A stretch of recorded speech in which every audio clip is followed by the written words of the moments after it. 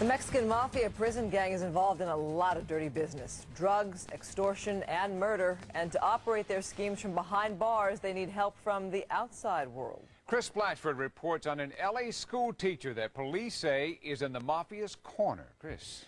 Well, she says it all began with writing a few letters to prison inmates and seemed very innocent. Now, as we see in this Fox Undercover report, investigators believe this middle-aged school teacher is a go-between for a cast of ruthless criminals. Junior high students stream into class trying to beat the bell. Their teacher, 49-year-old Margaret Farrell, waits for them at the door, where a sign in Spanish reads, "Welcome to the classroom." Here at the Fauché Learning Center in southwest Los Angeles, Farrell, a self-described Berkeley liberal, vegetarian, and pacifist, has been teaching English as a second language and history for 15 years. She is soft-spoken, motherly, and friendly.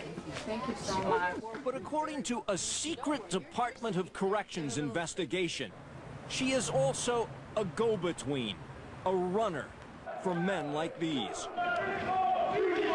Members of a ruthless prison gang called the Mexican Mafia, also known as La M. Mundo is a former high-ranking Mafia member who is now in the government witness protection program. Mexican Mafia members demonstrate their loyalty by the number of people that they kill. 15 years ago, MA member Raul Leon made an innocent teenager beg for his life on his hands and knees before blowing him away with a shotgun and stealing his car. Leon is now locked up for life here at the state's maximum security prison at Pelican Bay. In theory, corrections officials say he is unable to communicate with his Mexican Mafia brothers. Part of our policy, inmates are not to correspond with one another. But from behind these walls, according to a corrections department source, Leon corresponded with 100 inmates in 12 different prisons to conduct Mexican Mafia business. It's extremely vital to keep everybody abreast of current affairs. Investigative sources say Leon's letters ordered racial disturbances between blacks and Mexicans, such as this one at LA County Jail, set up hits and assaults in and outside prison walls, maintained Mafia control over gang activity, and organized drug trafficking operations behind bars. The drugs are their lifeline. And when teacher Margaret Farrell leaves school each day, investigators say she helps keep that lifeline going, and does this by picking up Mafia letters sent to her at different specified post office box mail drops miles from her home, helping to circumvent prison policies by rewriting, redirecting, or remailing coded Mexican Mafia letters to other imprisoned MA members. She's got to know that a Mexican Mafia exists. She has to know that the people she's writing to are Mexican Mafia members. Here at Farrell's San Fernando Valley home 2 years ago, LAPD detectives found evidence of correspondence with 100 inmates.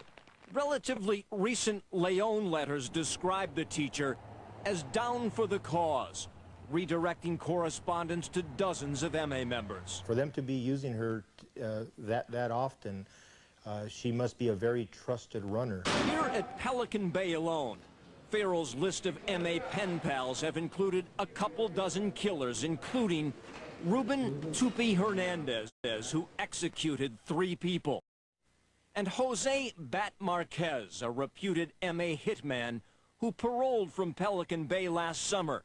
Fox News has learned he is now a suspect in the recent massacre of 2 Mexican Army drug fighters and the ambush of a Tijuana newspaper man.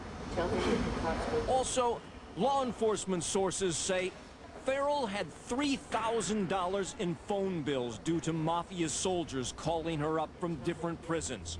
And now, she often goes to a phone booth to make her calls. If she's not receiving the phone calls at her own residence, then obviously she's trying to maintain an air of secrecy to her activities. Law enforcement intelligence also reports Farrell has funneled money between MA members and associates, including drug profits.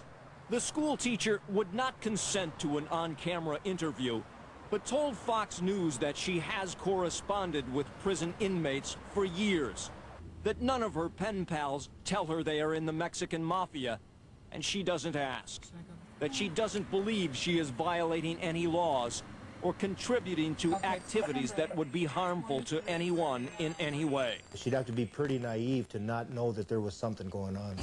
On a city bus, headed home from school, He's only got about 7 more years on. a Fox undercover camera catches Farrell showing pictures of her Mafia pen pals to some younger gang members.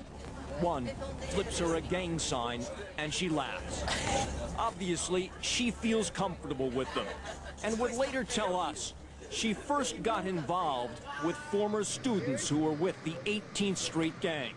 She explained she felt sorry for them. It is a gang with close ties to La M.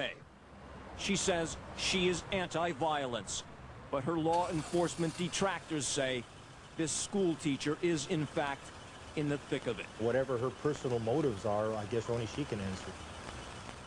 Fox News has learned LAPD, a special law enforcement task force, and even the FBI have taken a close look at this junior high school teacher.